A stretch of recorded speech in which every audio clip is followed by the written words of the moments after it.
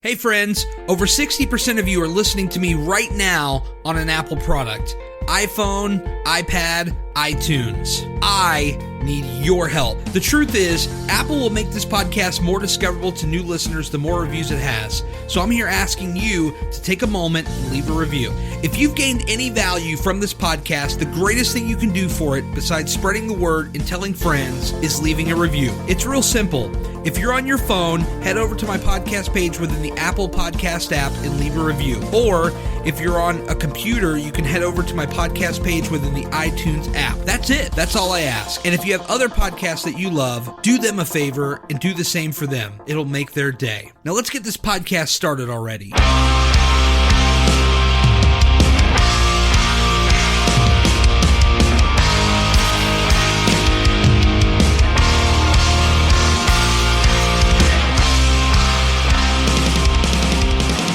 Welcome to the Gary Cantrell Podcast. Thank you guys so much for taking the time to check out the show.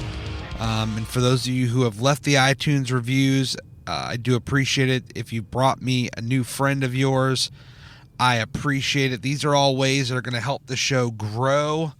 Let's face it, folks, I'm not a multimillionaire celebrity.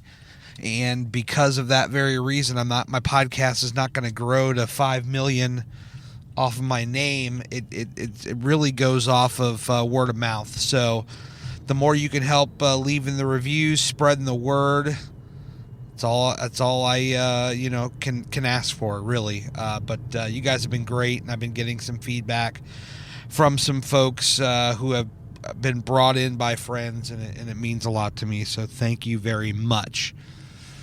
Today on the podcast, we are talking addiction, and it's not quite what you think. I know when on the surface, when you hear the word addiction, often you think alcohol, drugs, but one addiction I don't think is talked about nearly enough, and that is food addiction, and it's real. I didn't get to nearly 400 pounds without food addiction, and as I was trying to think back where it all began to tell you my story, to share my experience, I mean, I've always had a relationship with food, not necessarily always in an addictive way. I think my wife and I pinpointed it in a podcast a few weeks back about going on the road trips and wanting to try all the different places.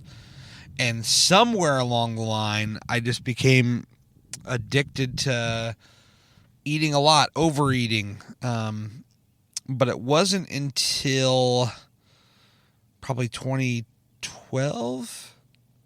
2012, where it really started to become a big problem.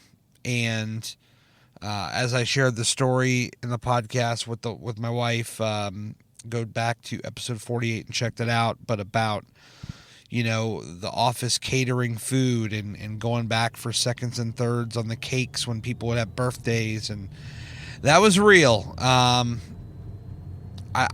don't know, other than traveling to the different places to try different foods and whatnot, I don't remember where the addictive behavior came, but it probably started with that, where it was a situation of where here was food and it was just readily available and I could have whatever I wanted, or at least that's what I thought.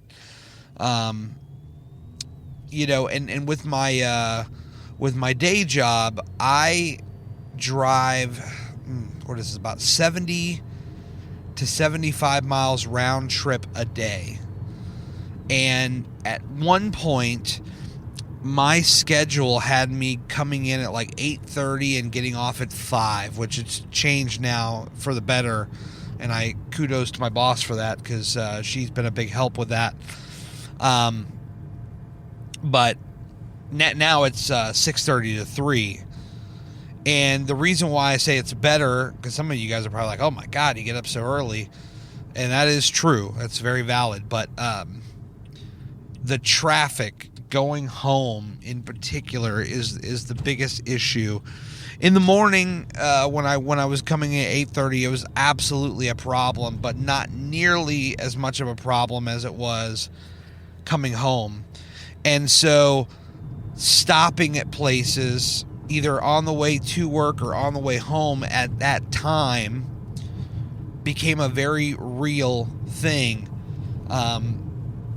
You in my mind, it's like you're thinking, well, I'm going to be in this car for an hour and a half, 2 hours plus. I should stop and get a snack because I'm probably not going to eat dinner until 2 hours after I get home or what have you.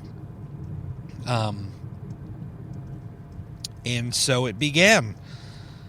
And my addiction was surrounded by a couple of places. Number one, soda. That's not a place, but soda was one real thing that I was addicted to for the longest time, and we'll talk about getting past that because as of right now, I mean, I'll just give you the big headline. As of right now, I am about 16, almost 17 months free of soda, McDonald's, Taco Bell, Burger King, and Wendy's. Almost 17 months. Isn't that crazy? Blows my mind. Now, you might say to yourself, well, you're leaving out a lot of fast food places, and yes, that's true. But a lot of those other places were not addictive problems for me. And we'll get into all of it. But I was stopping. So, like, in the morning, let me just give you an example, because I have all these orders of mine in my head of what I used to order at these places. And so, like, in the morning, I would stop off at, let's just say, Wawa. And no, I did not ban Wawa because I was able to find a balance with Wawa. I might visit Wawa maybe twice a month now, and it's okay. But in the past, I would go there nearly every day, and they had this steak and egg burrito, which, when you add toppings, comes in at almost 2 pounds. I mean, it had to be. I mean, that could be an exaggeration, and I'll just be the first to say it, but it felt like 2 pounds. It felt like a lot more than a pound. I mean, this is Wawa, it's a gas station, and they're probably hooking it up. They're like, man, we got to make some good food, and we're just loading up this burrito with all the goods. And I would, I'd load that sumbitch up, man, throw in my tomatoes, my onions, my mayonnaise, and, lettuce, and then just load it up, dude, load it up. And I would eat one of those nearly every day. Or if I didn't feel like waiting for them to make that, they also had the breakfast sandwiches that were, oh God, they were like in the little box, and they were good too. They weren't like the ones at 7-Eleven that are all dried out and nasty. Like, Wawa actually brought their stuff out fresh, and it stayed fresh for a while. I mean, if that box was sitting there for 20-30 minutes, you wouldn't know it. It tasted fresh, at least the location I've been to. Maybe you guys have had different experiences with the ones you've been to, but that's neither here nor there. So I'd go and I'd get like 2 sandwiches plus a hash brown. I mean, this is just extreme eating, folks. It's not 5 or 6, but it's 2. I mean, that is a problem. They had like either their sausage biscuit, which their biscuit I thought was pretty damn good, or they had this other one is like a French toast bread. Then you had like your egg and sausage or your egg and bacon or what have you, and oh, those things are delicious. I miss those. I haven't eaten one of those in forever. I haven't eaten that steak egg burrito in forever. I've stayed away from it. But that was my order in the morning. And if I didn't go to Wawa, if I didn't feel like getting my fat ass out of the car, I would go to Taco Bell, who at the time I thought had a great breakfast. Not great as in healthy, but great as in tastes good. Ha ha ha ha. And they had this. I got the biggest burrito I could find from these people. And when they first started breakfast, there was a time where I ordered one of everything on their breakfast menu to try it all out, and I ate it all in one sitting. Yeah, that's a real story, folks. One sitting. And that was definitely a problem. But I don't even remember the name of the burrito now because I don't go there anymore, obviously. But they had this burrito in the morning. It had like egg, bacon, potatoes. It was loaded. I mean, for a fast food burrito, this thing was pretty jam-packed. And at the time, I was like, man, I'm really getting my money's worth here. For real. And then, so that was my morning thing. Once in a while, I would do McDonald's, like a steak, egg, and cheese bagel. That was something else that was a weakness of mine at the time. But I alternated between Wawa, Taco Bell, and McDonald's. And once in a while, I would go to get a Burger King breakfast if I was desperate. Their breakfast wasn't that great from what I remember. But the biggest problem was McDonald's. I mean, that was the biggest issue because at night I was stopping there every day for the most part, Monday to Friday. I could give you my order right now. 2 or 3 McDoubles, no ketchup, no mustard, add Big Mac sauce, a 4-piece chicken nugget, and a medium chocolate shake. Sometimes a large if I was really feeling it, but that was my order on a consistent daily basis. Now, once in a while, I would change it up and I'd go to Taco Bell and I'd get 2 or 3 of the cheese roll-ups and 2 chicken burritos, the one with like that avocado-y green type sauce on it. And I would stop and get those when I wasn't getting McDonald's. I really never stopped at Wawa in the afternoon. But folks, I did this every day for the better part of, let's see, I think 2012 is when I really started going to these places after work, because that's when I was starting to really develop the habit. 2011 is when it was kind of like the beginning, but I think it was like 2012 when I was like stopping routinely every day. And so 2012 through 2016, 4 years with a bad addiction problem. 4 years. I was in the hospital multiple times, not necessarily related to weight loss, my weight, but I had other problems that were agitated by the decisions that I was making. I had a condition called gout, and I wish I had wood to knock on in my car here. I've been gout free for quite a while. I haven't had a flare up in over a year, and I'm very fortunate for that. Now that I've said that, you watch, I'm gonna get a damn flare up. But gout is when you have too much red meat and too much beer and all that, and there's many other things. I'm not like WebMD or something where I can read down all the lists. And actually, stay the hell off WebMD, because if you got an itch or something, it makes you think you got cancer and you're going to die. It's really weird when you Google things on the internet. But anyway, if you look up gout, G-O-U-T, it's a son of a bitch. Let me tell you what. I was in some of my most pain when I had my gout flare-ups, and they were brought on because I was eating these damn burgers every single day going home. And the best way I could describe it is it's a pain in a joint. So for me, it was often my knees. I would actually just say exclusively my knees. And imagine it's like crystals in your joint. So imagine just shards of glass where you bend your knee, okay? And so every time you would even do the slightest bend of the knee, you would feel it. I mean, even just moving it at all, you would feel it. So you either kept your knee unbent or slightly bent or fully bent, but either way, the moment you moved it out of the position that it was in, it felt like somebody had a knife and was grinding it into your joints. It is painful. It sucks. And this is what I dealt with because of my stupid decisions. I also, at one point, was admitted to the hospital. I had a bad case of cellulitis. I nearly died. I've told this story briefly a couple times on the podcast, but basically, I had a bacterial infection in my leg, cellulitis. I was admitted to the hospital. My temperature shot up to like 104. Again, I nearly died, and I had to be admitted for like 4 or 5 days. Now, was this directly related to my weight loss? Probably not. It was probably other things. But my size did not help. Even the people in the ambulance, when they came to pick me up from the ER to take me to another hospital where I was going to be admitted, they're like, "Man, you're a heavy man." And I was like, "Yeah, sorry," you know.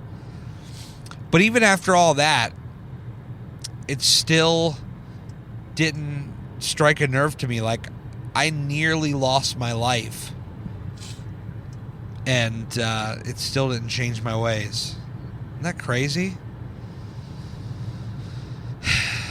Get out of the hospital and it's right back to the same old addictive behavior. And I wish I knew now, or I wish I would have known then what I know now, and just, you know, that there is a way to live and be healthier. I'm not perfect. You know, I've had my ups and downs. But I'm in a far better position now than I was. I lost over 100 pounds. I probably put like 10 pounds back on in muscle, because I've been working my muscles. But still, I've been through all this, and I haven't been back to these places in that amount of time. In almost 17 months, I haven't been back. And how do you do that? Let's talk about how you do it, you know? For me, it was, I made a deal with my mother. She wanted me to get in shape, and I wanted her to quit smoking.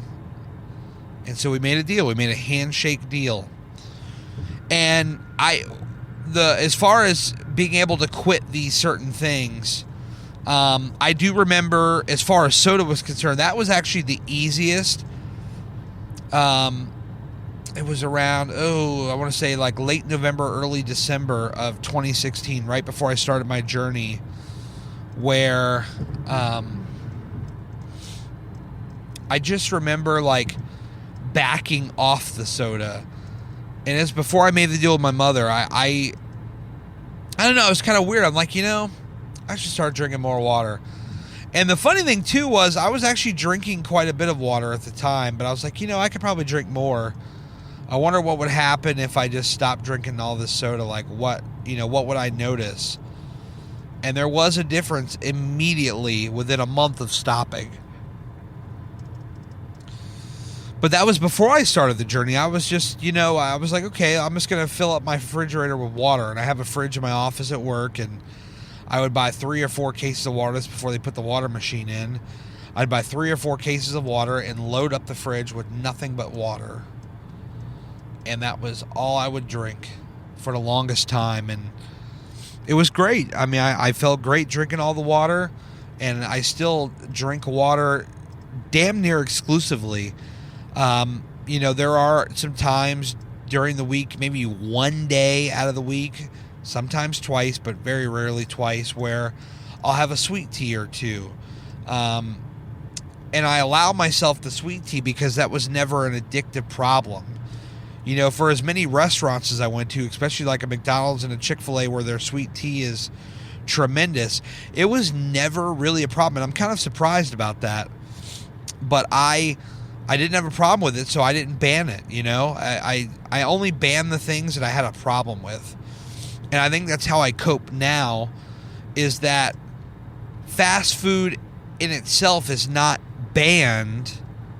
I don't go there every day, you know. I do still have a week, you know, or once a week, sometimes twice if I'm traveling, where fast food is at play. But I just make a different, smarter choice about it. I make a more portion-based choice, which is the whole basis of my entire diet is portion control.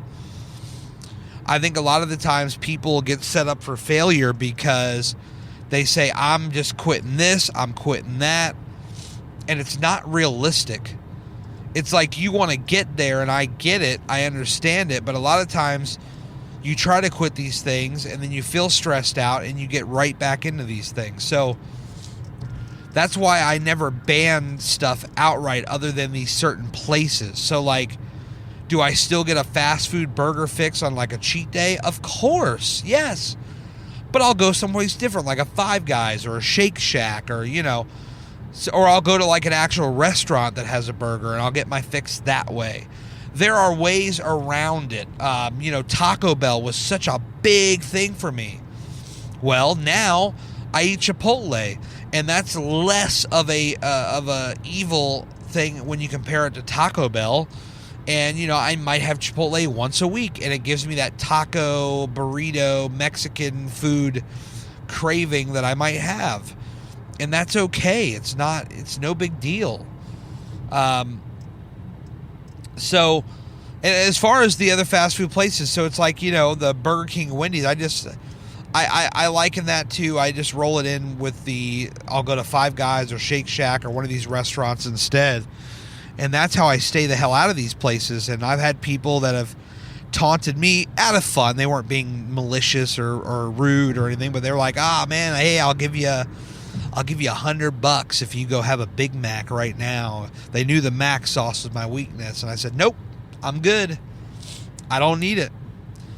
And as far as right now, when I hit 1 year back in January, I was like, I wonder, should I go and should I have it, first time in a year? Would I still like it, et cetera, et cetera? And I was like, no, let's see how long we can keep this streak going. So I still have stayed out of there. I have not gone back to McDonald's, especially. That was my biggest problem. That and Taco Bell were my biggest problems. Wawa, actually, like I said, I still go in there maybe once or twice a month, or Sheetz, which they're very similar gas stations where they have a full service kitchen. But what I've learned with that is I can go in there and I don't even get any of the sandwiches anymore. I told myself, all right, if I'm going to go in there, none of the sandwiches, because I know how addictive they are. But I'll go in there and get like one donut, and I'll have an orange juice. And you know what? There is nothing wrong with one donut, okay? I've even had a day or two where I've allowed myself 2 donuts. That might be pushing it, but one donut, folks, is not going to kill you. Look, I get it. We've all got our different diets. We all have our different definitions of what a diet should be. Some of you are keto or paleo or whatever these other Weight Watchers or whatever. I'm just portion control. And I still lost 100 pounds. Portion control. I didn't say, I'm not allowed to eat this or that anymore as far as certain foods. I banned certain places, but I never banned certain foods. Only thing I banned outright that was a certain type of thing was soda. I said no more soda. And that wasn't hard. It was not hard to do. It wasn't nearly as hard as I thought it was going to be. And you can do it too, by the way. I'm telling you right now, if you're listening to this and you think, man, I struggle with this food or that food, you can do it, man. Give yourself a week away from it and see how you do. I don't have an easy 1, 2, 3 steps on how to completely get off the stuff, because in many ways I quit, as they say, cold turkey, which is much more difficult when you're just out and out banning certain foods. Like if you say, I'm never allowed to have pizza again, like, you're probably going to fail at that. I mean, you might go good for a while, but let's just face it, folks, pizza is awesome, and at some point you're going to have it. My friend Nikki on Instagram, Bronx787, she talks about in her Instagram stories balance. We've talked about that in the podcast I did with her. I don't remember the episode number, but just go back in the archives. It's there. And we talk about balance. And it's okay once in a while to have that pizza and beer, as she likes to say. Don't put yourself in timeout and beat yourself up because you've had a little pizza and or beer. Folks, I still drink beer. I don't drink it nearly as often, but I still have it. It's not banned. And even with an addictive personality, I've found ways around it where I can still have things that I like. Number one. Number two, I can give myself that feeling like I'm cheating, but I'm not. And it's refreshing. It really is.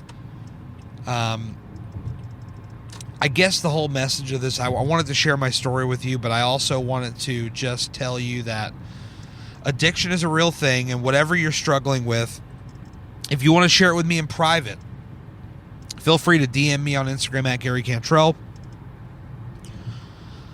Or if you want to share it publicly, Tell me what your addiction was. I'll share your story if you want, or if you want to come on the podcast and talk about it. It's cool.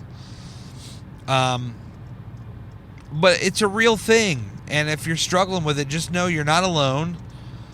And you can get through it. And you just got to find other ways around it. One of the things I did now on my car ride home is I've got a big thing of water filled up from work. We have a water machine and we have an ice machine. And so I will get a thing of ice in there and I'll chew on the ice on the way home. It's another way to give my body the feeling like I'm eating something. And that's that boredom factor of sitting in the car for, nearly 2 hours a day. It's like, okay, well, I can sit here in traffic and chomp on ice. It's no big deal. So it's all right, guys. You got this. Please don't sweat it. I know that's easier said than done, but let me tell you, when you're the guy who used to sit on the couch with a 120 count bag of pizza rolls and you're just popping them like little tiny chicken poppers, you're just popping pizza rolls dipped in ranch, playing your PS4, watching your Netflix, whatever you're doing. When you're that guy and you can suddenly make a change in your life and change the entire game that is your life, when you can figure out your portions, it can be done.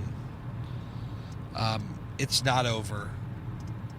You are so much stronger than you think. I've said this in a few podcasts, but you're so much stronger than you think mentally and physically. It's just your mind that is in your way. And the mental thing, it comes back to everything we talk about. That's the reality of the situation, is that mental is the biggest game here, and it's gonna rip you apart. So you've got to be stronger, and you've got to get around that, and you can figure it out, because addiction, in the end, you might think that it's always going to win, but it's not. You can win. You just got to put a plan in place on how to get off whatever your addiction is and move forward. So there you go. That's my story of addiction. I probably didn't even do it justice just because I was living such a reckless life for so many years. And there were many other times other than just going to work that I struggle with food. You go to a party, you're dipping 100 chips into dip and all that stuff. So, but this is real life. It's not sugar coated. This is what life really is. It's not all sunshine and rainbows or whatever other crazy thing you want to say about it. So that's it, folks. That's the podcast for this week. Thank you so much for tuning in. Before I go, got to tell you about Hard Work Always Wins, folks. It's not just my clothing line. It's my mantra. I speak it, I wear it, I live it. Check it out, hardworkalwayswins.com. We've got the Hard Work Always Wins gold and black shirt. I call it the Legacy shirt. It's the original. It's the first one I ever wore into the gym to pump me up, to motivate me. That's how this whole thing started, folks. It was all a motivation for me. I coined the phrase. I realized nobody had it. I trademarked it. People love it. They say how much it inspires them. And I printed it on shirts, and I went to the gym, and people started asking, hey, where'd you get that shirt? That's super cool, super inspiring. And I was like, hey, that's mine. It's something that I created. It's something that inspires me, and I decided to make a store out of it. So hardworkalwayswins.com, you can get that shirt. You can get the Hard Work Always Wins metal shirt. It's kind of like the splashy, like metal looking logo. You could also get the Fight Like Hell for the Life You Want, Bet Against Me You Will Lose, Fight for Your Body and Your Body Will Fight for You. So many great options at hardworkalwayswins.com, and these shirts come in a wide variety. Oh, the new one, people seem to love this one, Be You, Do You, For You. So powerful, that statement, by the way.